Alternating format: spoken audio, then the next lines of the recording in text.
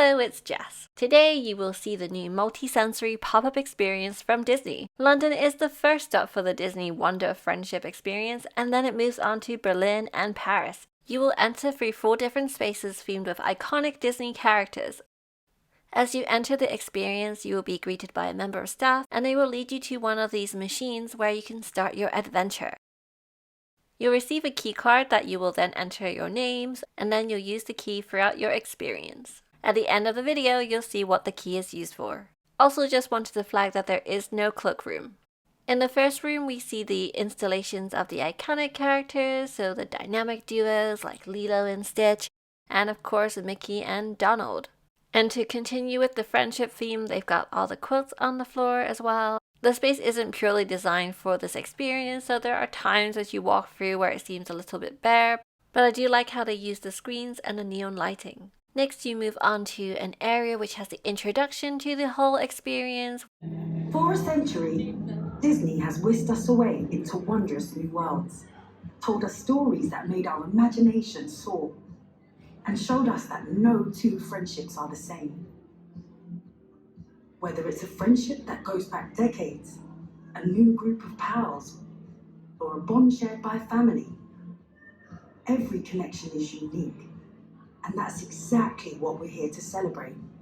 If there's one thing we've learned from Alice, it's that if you follow your curiosity, you're sure to find new friends and new adventures. So get ready to tumble down the rabbit hole. Then side by side, you'll journey through the sights, scents, and sounds. You can also use the Snapchat app to see your Disney characters in augmented reality, which I thought was pretty cool. The first room is the Alice in Wonderland Garden of Mysteries, and I feel like it was a nice idea, but a little bit bare in terms of the decor. I'm just so used to all the decoration and really amazing theming in the Disney theme parks. They did advertise it as multi-sensory, and they did not disappoint as we move from the TikTok chamber to a room that feels really hazy and you can't really see very far. Here, you're supposed to trust your friends and not your senses and find your way out. As we move into this room, we get to use the key card again, and it asks you a question about your friendship, so you select an answer and then you move on. The design of the space was pretty magical with the neon lighting, the mirrors, and also how they placed the playing cards in the ceiling. Next up, we are visiting the shores of Lilo and Stitch's Ohana Bay. And again, there is a Snapchat filter that you can use, which is really cute. I really recommend checking that out. As you enter the room, they have scenes from the movie, and it's all about Lilo and Stitch's friendship and how they're quite different, but they still manage to find balance in their friendship.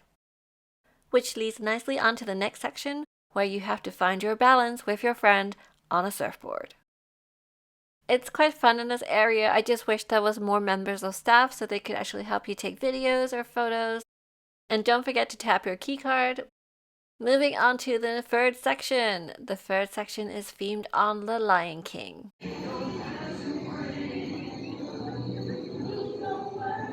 I think this particular area could have had a bit more to do because it is just looking at the screens and then waiting to go into the next room. This room was one of my favorites because I thought it was themed really well, and the idea is that you are all seated on a swing and you need to move in sync with each other to the Hakuna Matata song. I also like how there's these drums that you can actually play. The member of staff did it way better than I did and with way more energy. And we move on into the last themed room, and this time it's Mickey and Friends, where the magic began. We are now entering the Wonderverse. It looks a little bit odd when you first see the room, but it will make sense in a second. This room also uses the Snapchat filter, and there's also a bit of a game to it. So within each of the boxes that you see here, you're looking for some diamond shapes like these ones. Once you find it on the app, you just need to tap on it and hold, and then it will collect it. You need to collect 3 of these diamonds to unlock a special filter. Moving to the final room. This is called the Infinity Room. We have 6 of the Disney characters that you see here, and then behind them, when the timer gets to 0, you'll start seeing the lights of swirling around behind them. If you get close enough to a character, they will start drawing into a shape that is related to the character. There are 3 different shapes for each character. Overall, I thought the experience was good. It was fun. I really enjoyed going through the different rooms and exploring it. It was multisensory and immersive. I like the use of the technology as well for the AR. I just felt like it was missing the Disney magic though. There's times when I felt like, oh, maybe it could have had more. And it's probably because I have too high expectations, as I just love the theme parks and I think everything is themed so well there. It just felt the space was a bit bare sometimes. A ticket costs £18.50. I think that's a little bit expensive. If it was a bit cheaper, that would be better. On the website, it says the experience is around 45 to 60 minutes. And now let's see what the key card was for. There is a photo booth at the end of the experience and you get a free photo as well.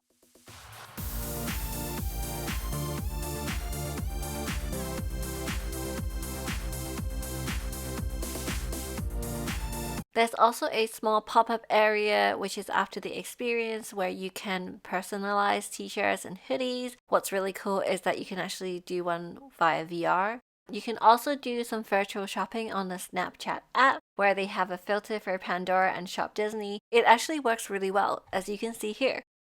Thanks for watching! Don't forget to subscribe for more Disney content.